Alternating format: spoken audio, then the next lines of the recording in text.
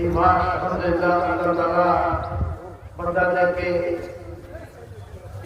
যে কোনো বান্দা আপনার জুলুম করতে নির্যাতন করতে আপনি তাহলে আল্লাহ আপনাকে মাফ করবে।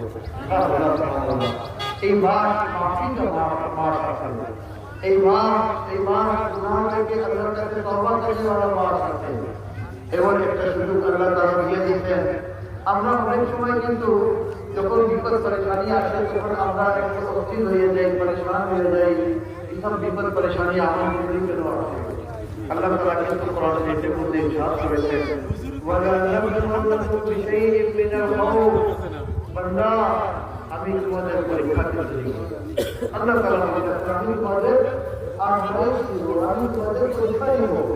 আর এই জায়গায় আল্লাহ তাআলা বলতে আছে ওয়ালা তারাকুম মিন মুসিবাতিন ফাবিমা কাসাবাত আইদিকুম, বান্দা তোমাদের যা কিছু